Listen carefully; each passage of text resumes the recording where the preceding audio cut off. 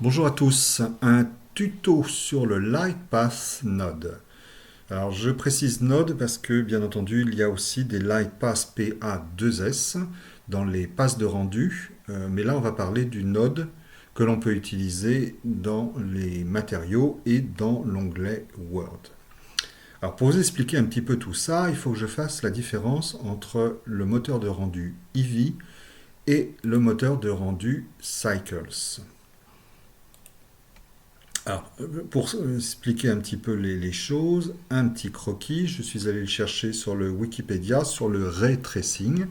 Alors, ray tracing, c'est tracé de rayons, on appelle ça aussi le lancer de rayons. Ça concerne Cycles, parce que le LightPath Node est principalement utilisé par Cycles et dans un seul cas que je vais vous montrer par le moteur Eevee. Donc, en résumé, je vous laisse aller voir la page, bien entendu, si vous voulez tous les détails. En résumé, on a la caméra qui passe à travers ce qui est matérialisé ici comme l'image. Donc, c'est la résolution que vous donnez à votre image. Ça fait des petites cases et ça colore ces petites cases en fonction de ce rayon qui vient, entre guillemets, frapper l'objet et la texture qu'il y a dessus, en prenant en compte les sources de lumière qui génèrent les ombres, la diffusion, la réfraction si c'est du verre par exemple, la réflexion si c'est du métal, etc. etc.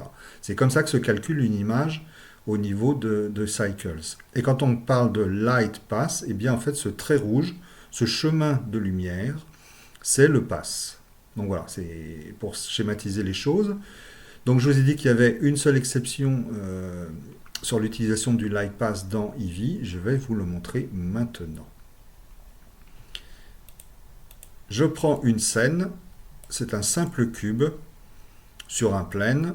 Ils ont chacun une texture. Le cube est blanc, comme vous pouvez le voir, et le plane est rouge. Et le bleu que l'on voit autour, en fait, c'est le Word, hein, l'onglet Word qui est ici. On voit que j'ai une couleur bleue et j'ai une puissance de 0,1. Donc c'est faible. Si j'augmente cette puissance à 1, ce qui est le standard en général, on voit que ma scène est beaucoup plus claire, mais que mes couleurs sont vraiment passées. Hein. On voit qu'elles sont saturées de blanc. Et alors, si je veux un fond plus foncé, ben on voit que le bleu est dominant. On voit que dans les parties ombrées, bien que ce soit un cube blanc, on a clairement du bleu. L'ombre, pareil, est légèrement colorée. Et on voit que le rouge, ici, est en train de virer, parce que quand en fait on mélange du bleu au rouge, si j'augmente la puissance, on voit qu'elle devient carrément violet. Donc ce qu'il faut bien comprendre, c'est que dans l'onglet Word, qu'on appelle aussi background, c'est-à-dire fond, hein, si je le traduis, ce n'est pas uniquement de mettre une image ou une couleur en fond de la scène, c'est que l'intensité que l'on gère ici de l'image ou de la couleur va intervenir sur le calcul de la scène et les couleurs de la scène. Vous allez me dire, donc, comment je peux faire simplement pour avoir un simple fond bleu sur ma scène sans que ça soit pris en compte? Alors, plusieurs personnes vont vous dire, tu vas dans Film et tu mets transparent. Alors, on enlève la couleur de fond, mais ça n'enlève pas l'illumination bleue de la scène. Mais c'est un moyen de faire. Sinon, il y a un autre moyen, donc c'est aller dans l'onglet Word qui est ici, appeler le node, donc on voit ici on a le node background et la sortie, donc qui est bleu. Donc ici vous pouvez changer les couleurs, mais vous voyez que quelle que soit la couleur, à part le gris étant la couleur la plus neutre, c'est celle qui intervient le moins sur la scène. Je vais revenir sur le bleu. Donc on peut utiliser justement le fameux Light Pass. Alors il est dans les Input Light Pass. Vous voyez qu'il est assez important. Ici je vais dupliquer Shift D le background. Avec CTRL Shift et le clic, je fais un raccourci Node Wrangler et je mixe les deux dans un mix shader. Et là, je vais prendre, donc on est dans Eevee, hein, Is Camera Ray. Donc, si c'est dans le rayon de la caméra. Donc, pour l'instant, il n'y a pas de changement, mais ici, alors la position des couleurs ou des images a une importance. Donc ici, vous voyez que j'ai un fond bleu en première position. Et ici, je vais aller mettre une couleur, enfin une image, une HDRI d'environnement. Donc j'ouvre ma fenêtre, je prends un environnement, vous voyez, d'usine hein, pour éclairer ma scène. Mais vous voyez que mon cube, il est toujours bleu. Toujours cette teinte bleutée. Pourquoi? Parce qu'en fait, la première position donne l'éclairage. La deuxième position donne ce qu'on appelle le background, c'est-à-dire une couleur ou une image ou une texture ou un film, ce que vous voulez en fait en termes de texture, mais n'intervient pas dans la scène. Donc en fait, je vais mettre le bleu en seconde position et vous voyez que mon environnement est revenu dans un éclairage plutôt neutre et que j'ai un fond bleu. Et je vais prendre mon HDRI que je vais mettre en première position. Et alors là, elle est très forte, donc je vais mettre un point 1. Je vois que si je joue ici sur l'intensité de mon image HDRI, j'interviens sur la scène, mais que cette couleur bleue n'interfère plus sur mon objet, sur ma scène. Et bien entendu, vous pouvez changer la couleur à volonté sans que cette couleur vienne changer la couleur de votre scène. Voilà l'utilisation du fameux Light Pass en Eevee. Hein, mais c'est quasiment le seul emploi que l'on peut faire dans Eevee, c'est si c'est dans le rayon de la caméra. Alors, j'ai pas de caméra là, hein, mais sachez que le Scene Viewer est aussi une caméra. Donc, si j'avais une caméra, ça serait pareil. Mais là, le Scene Viewer est considéré comme une caméra. Donc voilà, la position des nodes est importante, haut, bas. Vous pouvez varier. Et à la place de l'HDRI pour illuminer votre scène, vous pouvez mettre aussi ce que vous voulez. Hein, là, j'utilise une couleur sur le bleu, mais vous pouvez mettre un champ d'étoiles, mais il n'interférera pas sur la scène. Seule petite chose qu'il faut prendre en compte, c'est au niveau des matériaux. Ce cube ici, vous ne le voyez pas trop, mais il est un peu réfléchissant, mais si je le rends métallique, ça devient un miroir, et là, en fait, je réfléchis l'HDRI. Vous voyez, j'ai un fond bleu, mais c'est l'HDRI qui réfléchit parce qu'elle est en première position. Donc attention si vous avez un miroir, si vous avez un objet réfléchissant dans votre scène et que vous utilisez une HDRI, elle va apparaître. Donc il faut mettre un petit peu de rawness, un peu de rugosité pour gommer cette réflexion. Ça peut être utile d'avoir une réflexion, mais pas de l'avoir. Donc on peut gommer, voilà. Donc avoir l'éclairage, mais pas la réflexion. Voilà. Faire attention à ça, c'est aussi valable. Alors, cette façon de fonctionner fonctionne aussi dans Cycles, hein, bien entendu. Mais la réflexion est la même. Voilà, donc ça c'était pour l'onglet Word, l'utilisation du Light Pass dans Eevee. Je change de fichier et je vous montre un petit peu l'utilisation des différentes options. Donc on passe au Light Pass Shader. Donc j'ai ici une scène très simple, un cube. Bon, j'ai enlevé cette partie-là pour plus de visibilité. J'ai une sphère donc qui est rouge. Vous voyez que j'ai ici deux plaines, donc ce sont deux miroirs. Je vous montrerai les shaders après. Et j'ai donc ma caméra qui est ici et un simple sun. Donc le sun, lui, il a une valeur de 2 parce que je voulais quelque chose d'assez puissant. Pardon, le Word est à 2 et le sun est à 20. Pardon. Donc un Word gris assez puissant et un sun de façon à avoir la lumière pour voir notamment les diffusions. C'est-à-dire cette partie rouge qui est ici quand la lumière vient frapper la couleur rouge de la sphère. Voilà, donc je passe sur la partie shader. Donc on est dans Cycles. Hein. Donc la boîte, elle, c'est un simple principal, il n'y a rien de particulier, elle est blanche, il y a un petit peu de rawness. Je fais CTRL H, ça permet d'avoir quelque chose de plus concis où on ne garde que les parties connectées. Le premier plane, c'est ce qu'on appelle un glossy, donc c'est une matière réfléchissante avec zéro en rawness, c'est-à-dire que c'est un miroir parfait. Le deuxième, c'est aussi un glossy, mais avec presque 0,3 de rawness. Donc c'est un miroir sablé ou légèrement avec de la rugosité. Et donc, ces matériaux vont avoir un comportement normaux, entre guillemets, puisque le light pass, je vais l'utiliser sur ma sphère. Mais en sachant que vous pouvez aussi mettre des light pass sur tous les éléments de la scène. Ça multipliera l'exemple. Donc là, pour l'instant, bien j'ai ma sortie Cycles et un diffus rouge, tout simple. Alors quand on parle de diffus, c'est justement quand la lumière vient frapper la sphère, vous voyez que je diffuse de la lumière, enfin de la couleur rouge, à la fois dans la boîte, dans l'angle de la boîte, et sur les miroirs que l'on voit ici.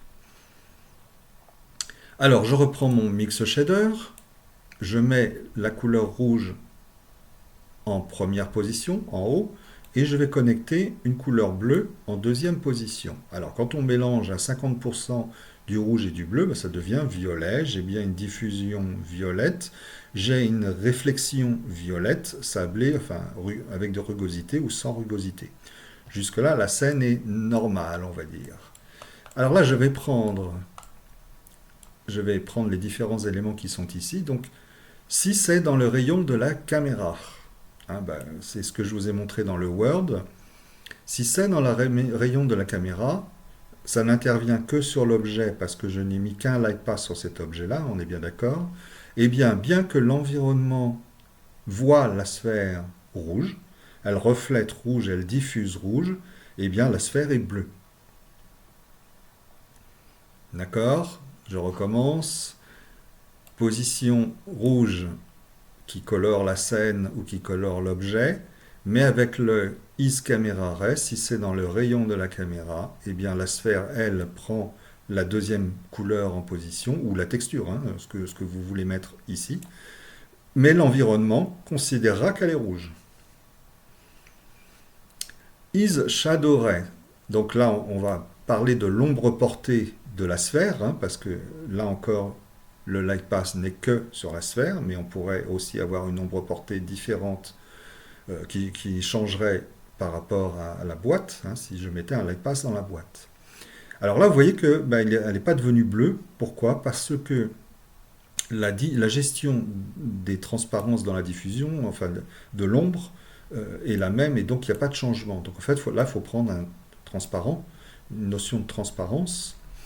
Et je vois que l'ombre portée, et uniquement l'ombre portée, devient verte ou la couleur que vous voulez. Il suffit de changer la couleur ici, elle devient violette par exemple, bien que l'environnement considère que la sphère est rouge. Donc là encore, vous pouvez créer des petits effets spéciaux sympas. Ensuite, on a la diffusion.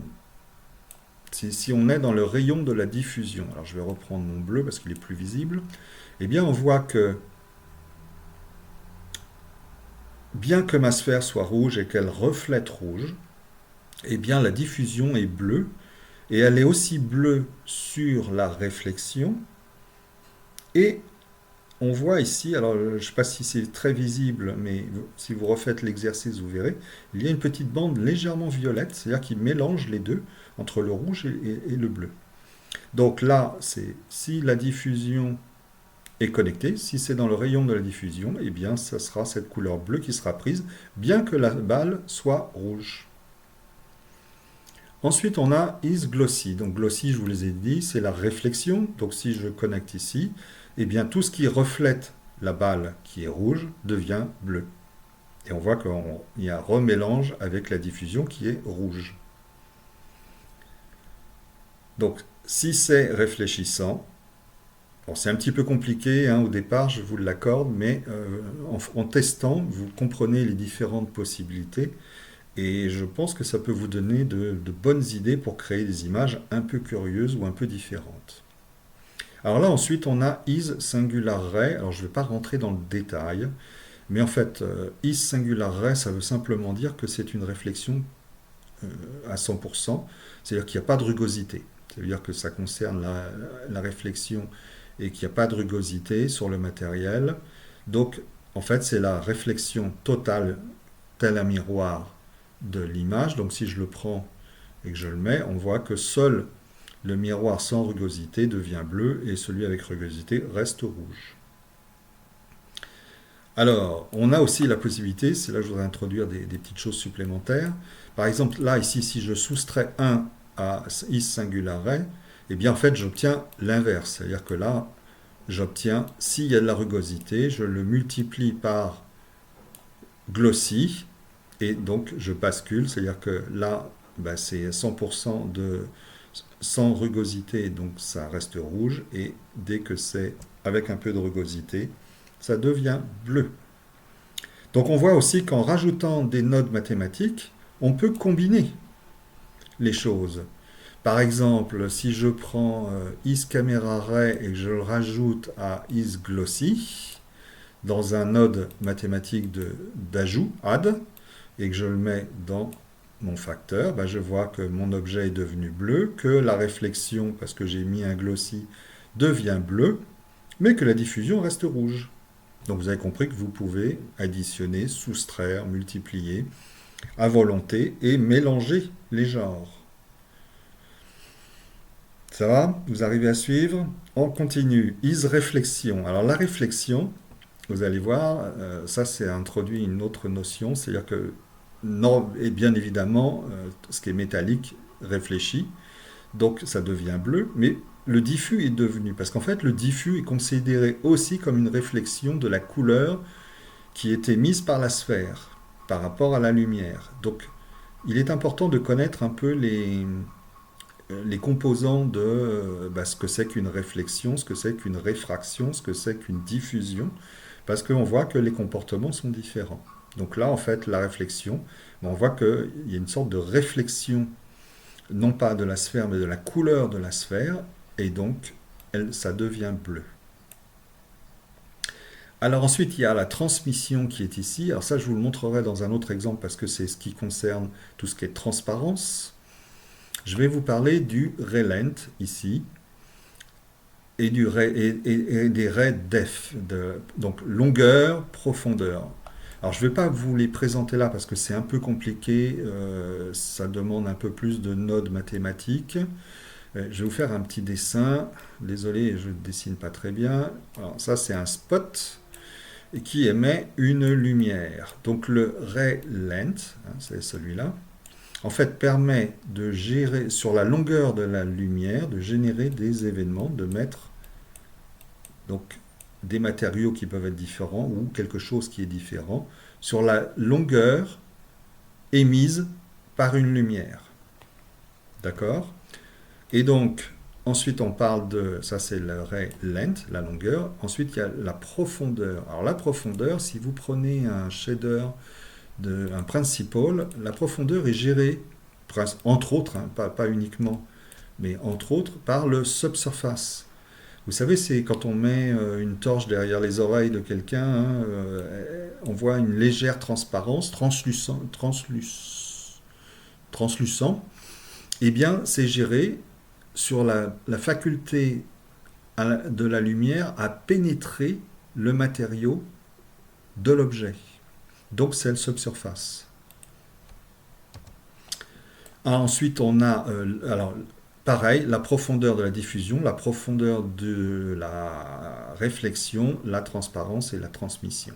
Donc voilà, pour simplifier, vous voyez qu'on peut utiliser les différents canaux du light pass assez simplement sur un mix shader. Alors là, c'est sur la sphère, mais vous pouvez rajouter des light pass sur les autres éléments. Là, je ne les fais que sur la sphère. Vous pouvez inverser les sélections. Vous pouvez les additionner pour obtenir le résultat que vous souhaitez. Alors vous allez me dire à quoi ça sert tout ça? Bon, je passe maintenant à deux exemples pour vous présenter les choses. Deux voire trois exemples. A tout de suite. Donc premier exemple, light pass avec la transmission. Je vous présente ici une plaque. Alors il y a un HDRI autour, c'est une plaque métallique avec des trous. Vous voyez, si je me rapproche, ils ont été usinés, ils réfléchissent l'HDRI, on est sur du métal, Alors je suis en 128 en termes de frame, de façon à avoir une certaine fluidité. Donc, vous voyez, si je me positionne là comme ça, on voit vraiment que je suis à ras de ma plaque et des trous. Alors bien évidemment, si je passe en visualisation shading, eh bien en fait, vous voyez, c'est pas une plaque avec des trous, c'est une plaque avec ce qu'on appelle des flotteurs. Alors qu'est-ce que c'est qu'un flotteur? Alors en fait, j'utilise deux arrêts, il n'y en a qu'un en fin de compte, hein. Il est là, c'est un petit objet qui est posé sur un plane. Vous voyez que mon plane, lui, c'est un simple plane, il y a une seule face. Alors, donc, ce petit objet, il est posé, on peut faire un snap ici avec le Face Project. Il faut bien entendu que le point d'origine soit en bas de l'objet. Et ici, on va utiliser le Light Pass de façon à gommer la profondeur. Alors, je vous avais parlé justement donc on va revenir en visualisation. Donc, évidemment, si je le sélectionne, vous le voyez, mais si je le désélectionne, vous voyez qu'on a vraiment l'impression que la plaque est trouée. Et ici, je vois que donc ma plaque, hein, c'est un simple objet métallique, mais mon petit flotteur, eh bien, il a la texture métallique, il a une transparence, et je vais combiner deux choses un petit peu différentes. Donc CTRL H pour ouvrir. Je vais utiliser la géométrie et ce qu'on appelle le backfacing, c'est-à-dire qu'on va gommer tout ce qui est derrière, l'arrière de l'objet. Et on va utiliser le fameux Light Pass transparence, la profondeur de la transparence, c'est-à-dire qu'on va gérer la profondeur de la transparence plus l'arrière, de façon à rendre tout ça transparent. Si bien qu'on a l'impression que l'objet, en fait, c'est un trou dans le plane, alors que c'est un objet posé sur le plane. Si je réactive les arrêts, vous voyez le résultat final. Alors ça, c'était donné par Blender Secret, hein. Je ne sais pas si vous connaissez le YouTuber, c'est un truc assez génial, je trouve. Ça permet de présenter des géométries assez complexes, mais sans avoir de scènes très importantes. Et ça peut vous donner l'idée d'utiliser le transparence depth, pardon, en combinaison. On voit qu'on peut combiner avec d'autres éléments, notamment les éléments de géométrie. Donc voilà, ça c'était le premier exemple. On appelle ça des flotteurs et ça utilise la transparence, la profondeur de la transparence, plus le backfacing. On passe à un autre exemple et je vais vous présenter un invité. Voilà, donc deuxième exemple. Alors je vous présente Pili, vous le connaissez certainement, c'est un personnage phare du jeu Fortnite de la société Epic Games. Je suis tenu de vous dire que cette vidéo n'a rien à voir avec Epic Games et Fortnite et que c'est du pur fan art. J'aime beaucoup ce petit personnage, je le trouve très drôle. Et donc je lui ai demandé de venir me donner un coup de main pour vous présenter les Light Pass. Voilà, donc une scène, je suis en Cycles bien entendu. J'ai ici une espèce de loupe, c'est un miroir, donc si je le positionne devant Pili, merci de ne pas bouger Pili, et que j'augmente l'IOR, on va voir que notre personnage apparaît, s'il veut bien apparaître, oui, parce qu'il faut que je branche le glace, voilà. Donc on voit qu'il se reflète complètement dans cette espèce de grosse loupe. Donc là je vais revenir à un IOR de 1 pour avoir une vitre parfaite. Donc il n'y a pas la déformation du verre. Je vais la réduire un peu. Et donc je ne sais pas si vous avez remarqué, mais notre ami Pili, il fait une drôle de tête, hein. Il a l'air un petit peu alarmé. Donc on va l'emmener un peu chez le médecin, on va lui faire une radiographie. Et donc en fait en déplaçant ma loupe, eh bien ça me permet d'aller voir oui, qu'il a une petite surchauffe là, il est un peu rouge au niveau de la tête. Alors hein, il n'y a pas de compositing, il n'y a aucune, on est en temps réel. Et donc ça permet, là on est sur du light pass au niveau de la transmission, je vais vous montrer le node après, ce qui permet de gommer une partie de la texture et d'aller voir ce qu'il y a à l'intérieur de notre ami Pili, et donc de lui faire passer un X-ray, une IRM en temps réel. Donc je peux réduire un petit peu. Alors là, j'utilise deux nodes différentes pour la loupe. Donc soit j'ai cette déformation avec le vert, soit on utilise la transparence. C'est un peu plus facile à gérer et un peu plus rapide. Donc voilà pourquoi j'avais les deux nodes sur le matériau. Et donc vous voyez qu'en temps réel, on peut, hein, sans tricherie aucune, aller voir ce qui se passe à l'intérieur de notre ami Pili la banane. Donc, comment ça fonctionne? Vous voyez que sur ma loupe, hein, je n'ai qu'un shader de transparence ou de glace. Et en fait, tout se joue ici sur notre ami Pili. Donc j'ai créé un petit node. Si je l'ouvre, on voit ici que j'ai le skin. Donc c'est l'image qui habille notre personnage. Donc là-dessus, il n'y a pas de souci. On voit ici que j'ai mon light pass. Et là, j'ai additionné la transmission et la transparence, et la profondeur de la transparence. Donc dans un mix shader avec une transparence en deuxième position, hein, ce qui fait que je peux voir à l'intérieur, ça gomme le skin d'origine. Ce que j'ai rajouté en plus, c'est parce que je voulais en fait cette couleur rouge, vous voyez, qui est en fond. Et donc j'ai positionné un backfacing, c'est-à-dire que on ne voit que le backfacing, et là je peux changer la couleur du fond de mon personnage, du fond de la texture. C'est une simple petite variante, mais ça me permet là de pouvoir aller modifier. Donc vous voyez qu'on peut créer des choses assez sympathiques. Alors même chose, par exemple, vous voyez que les yeux qui sont ici, en fait ils sont indépendants. Eh bien j'ai rajouté sur les yeux le même light pass avec une transparence en seconde position. Donc quand ils passent sous la loupe, ils disparaissent. Volontairement, je ne l'ai pas fait sur les sourcils qui sont aussi différents. Et ces sourcils, vous voyez qu'ils apparaissent parce que je n'ai pas changé le matériau. Donc voilà, très simplement un autre exemple de ce que l'on peut faire avec un light pass en temps réel. Alors vous pourriez le faire éventuellement avec des passes de rendu et du compositing, mais ça peut être assez compliqué. Mais là, vous voyez, vous pouvez le faire en temps réel et avoir l'animation. Donc je vous laisse imaginer les possibilités. Je pense qu'il y a de quoi faire. Et de créer de belles images ou de belles animations. Voilà, on passe au dernier exemple pour illustrer les LightPass nodes. Je vous dis à tout de suite. Donc, dernier exemple sur l'utilisation de nos LightPass nodes, et j'en profite pour vous reparler des Seasoning Eggs.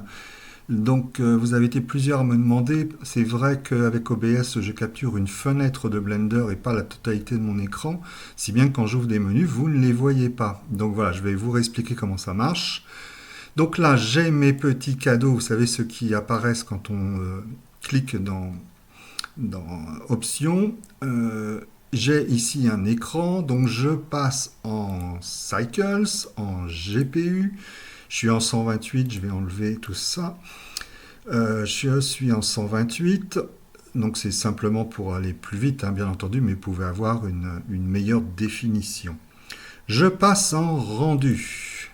Et là, hop, tout a disparu. Et j'ai une sorte d'écran magique. Vous voyez, donc voilà, je le déplace. Et évidemment, si on passe en vue de face, oh, eh bien, nos Seasoning Eggs apparaissent. Et on voit donc ces fameux cadeaux avec le cube qui a un très joli ruban sur le dessus. Donc voilà, vous avez compris, vous voyez ce qu'on peut faire avec simplement au niveau de la transparence. Alors je vous montre le light pass et le shader qui est utilisé. Donc je vais sélectionner le plane. On va aller dans le shader editor. Donc là, hein, ce n'est qu'une vitre. Mais si je sélectionne ici, par exemple, le matériau, on voit que j'ai un node de light pass seulement au niveau transmission, parce qu'en fait, je regarde à travers une vitre, que j'ai donc un glossy et un transparent. Si bien que quand je passe derrière, je ne vois rien du tout. Vous voyez que ici j'ai une lampe, hein, j'ai un éclairage, mais qu'il n'apparaît pas non plus, parce que Blender sait que je vais utiliser un light pass, et donc il me montre la scène. Là, vous voyez que j'ai un deuxième projecteur. Il me montre la scène avec les cadeaux à travers ma vitre, et ce en temps réel. Mais on ne voit absolument rien, alors qu'ils sont bien là, hein. Donc, et si je mets ici, vous voyez, la scène en entier, j'ai mes deux lights, j'ai mon plan incliné et mes cadeaux. Donc, pas de tricherie non plus, la scène est réellement là. Et d'ailleurs, donc en guise de finale, sur cet exemple, je vais afficher un petit texte. Vous souhaitez une très bonne utilisation du LightPass Node et je vous dis à bientôt. N'hésitez pas si vous avez des questions.